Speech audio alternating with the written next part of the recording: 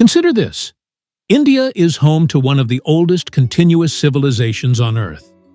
It produced some of history's greatest mathematicians, philosophers, and administrators. It generated more economic output than Europe for most of recorded history.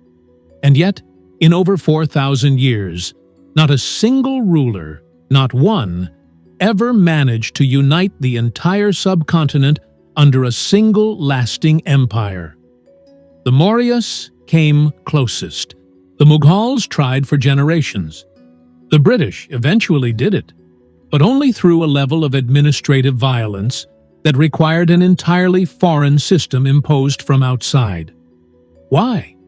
Why did a civilization this sophisticated, this ancient, and this administratively capable never produce what Rome produced in Europe, or what the Han Dynasty produced in China? The answer, as investigators and historians have discovered, is far more complex and far more revealing than anything taught in standard history classrooms. India today is the world's most populous democracy. It contains 22 officially recognized languages, hundreds of distinct ethnic groups, and a geographic range that stretches from Himalayan glaciers to tropical coastlines. But this diversity is not a modern accident.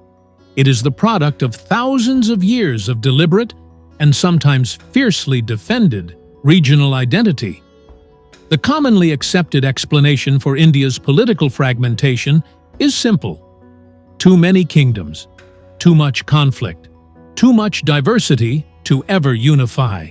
But this explanation is lazy, because the real story, as historians and archaeologists have been piecing together for decades, reveals something far more interesting. India did not fail to unify because it was weak or disorganized.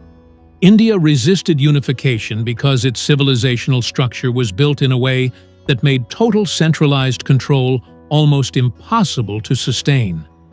And understanding why that happened changes everything we think we know about Indian history. The first thing military historians notice when they study Indian political history is the land itself. The Indian subcontinent is not one geographic unit. It is several completely different worlds pressed against each other. The Indo-Gangetic Plain in the north is flat, fertile, and militarily accessible. Ideal territory for large empires to expand across. But south of the Vindhya mountain range, everything changes. The Deccan Plateau rises sharply, broken by deep river valleys, dense forests, and rocky terrain that made large-scale cavalry operations, the primary military technology of ancient empire building, nearly impossible to sustain.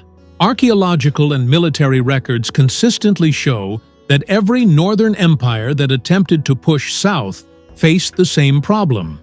Supply lines stretched beyond control. Cavalry became useless. Local knowledge became more valuable than numerical superiority. The geography of India did not just make unification difficult, it made the military logic of unification economically irrational. The cost of holding the South almost always exceeded the revenue it could generate for a northern power.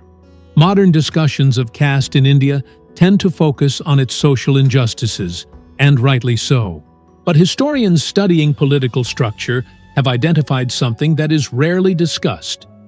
The caste system functioned, among other things, as one of the most effective decentralizing mechanisms in political history.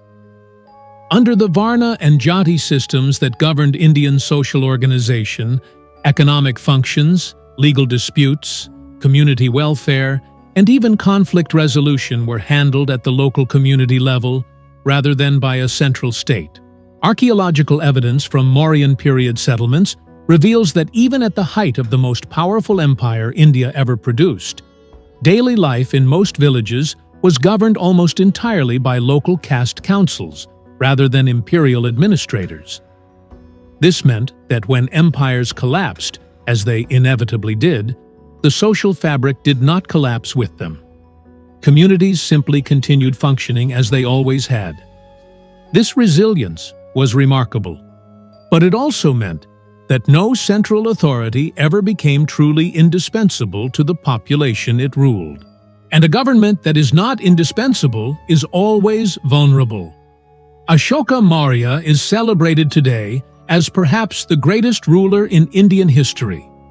After the brutal conquest of Kalinga around 261 BC, he converted to Buddhism, renounced military expansion, and dedicated his empire to Dharma, righteous governance, tolerance, and welfare. Inscriptions carved on rocks and pillars across the subcontinent record his edicts in multiple local languages, suggesting an administrative reach that was genuinely impressive. And yet within 50 years of his death, the Mauryan Empire had completely disintegrated. Historians examining this collapse have identified a profound paradox at its center. Ashoka's greatest moral achievement, his rejection of military violence, was also the policy that made his empire impossible to sustain. The Mauryan state had been built on military intimidation. When that intimidation was removed as a governing tool, peripheral kingdoms and regional powers immediately began reasserting their independence. The empire had never achieved genuine integration. It had achieved compliance through fear. And compliance through fear, as every subsequent Indian ruler would discover, was not the same thing as unity. One of the most consistently underestimated factors in India's political fragmentation is the extraordinary diversity of its religious landscape. Unlike China, which developed a relatively unified Confucian ideological framework that emperors could use to legitimize central authority, or the Islamic caliphates, which used a single religious identity to bind vast territories together, India produced an almost incomprehensible variety of competing religious and philosophical traditions simultaneously. Hinduism itself was never a single unified religion, but a vast collection of regional traditions, local deities, and competing philosophical schools. Buddhism, Jainism, Shaivism, Vaishnavism, and hundreds of local folk traditions all existed simultaneously, each with its own power structures, its own land holdings, and its own political allegiances. Researchers studying temple economies of medieval India have found that major religious institutions controlled enough agricultural land and trade revenue to function as independent political powers. Any ruler attempting to build a centralized empire had to negotiate with this religious landscape rather than use it as a unifying tool.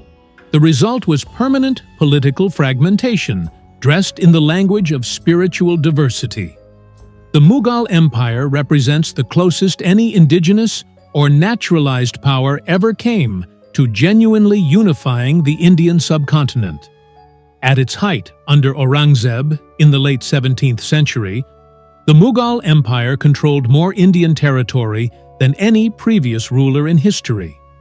And yet, within decades of Aurangzeb's death in 1707, the empire had fractured beyond recovery. Historians examining the Mughal collapse have identified a critical structural failure. The Mughal system of governance depended on a delicate balance between central authority and regional autonomy granted to powerful mansabdars, ranked imperial officials who controlled both military forces and revenue collection. This system worked brilliantly when the emperor was personally strong enough to manage competing interests, but it created no institutional mechanism for transferring power smoothly or for preventing regional governors from converting their autonomy into outright independence. The Mughal Empire was not destroyed from outside. It was consumed from within by the same regional power structures that had resisted every previous attempt at lasting unification. The British eventually unified India, but the way they did it reveals precisely why no previous power had managed it. The British succeeded not because they were militarily superior across the entire subcontinent, but because they introduced something India had never had before: a single unified legal and administrative framework backed by industrial-age communication technology. The telegraph, the railway network, and a standardized legal code allowed British administrators to project authority into regions that had always been too remote, too geographically isolated, or too locally powerful for previous empires to control effectively. Documentary records from the East India Company and subsequent British Raj administration reveal a conscious strategy of identifying and exploiting the existing fractures between regional powers rather than attempting to overcome Indian diversity by force alone. The British did not unify India. They constructed an administrative cage around its diversity. And the moment that cage was removed in 1947, India's extraordinary pluralism immediately reasserted itself. This time, remarkably, within the framework of a democratic republic, rather than an empire. When every layer of this investigation is examined together, a picture emerges that is fundamentally different from the standard historical narrative. India did not fail to become a single empire. India was structured at almost every level, geographic, social, religious, and administrative, in a way that made permanent centralized empire not just difficult, but ultimately contrary to the logic of its own civilization. The very forces that prevented unification, regional identity, religious pluralism, decentralized social organization, geographic diversity, were the same forces that gave Indian civilization its extraordinary resilience, its cultural richness, and its capacity to survive invasions, conquests, and colonial domination across 4,000 years. Perhaps the real question was never why India never became a single empire. Perhaps the real question is whether an empire was ever what India actually was.